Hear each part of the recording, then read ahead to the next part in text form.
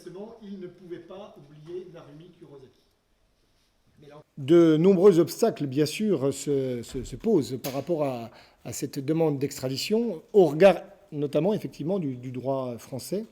Le droit français prévoit qu'effectivement, en dehors de conventions, et notamment en dehors de ce qui se passe au sein de l'Union européenne, avec le mandat d'arrêt européen, où nous extradons nos nationaux au sein d'autres pays de l'Union européenne sans difficulté depuis 2004 désormais, quand il n'y a pas de convention, il n'y a pas d'extradition de nos nationaux. Connaissance pour Nicolas Zepeda.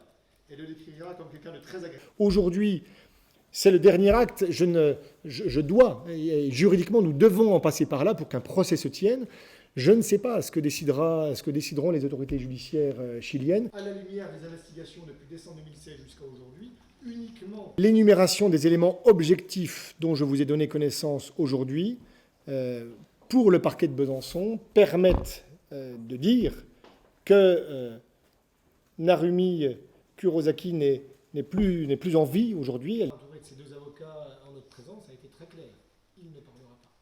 Seule une cour d'assises peut permettre après d'affirmer qu'elle a été assassinée. Mais en tout cas, la position du ministère public aujourd'hui, c'est clairement d'écarter de façon formelle l'enlèvement, la séquestration, et de retenir la seule hypothèse de l'assassinat commis dans la nuit du 4 au 5 décembre 2016.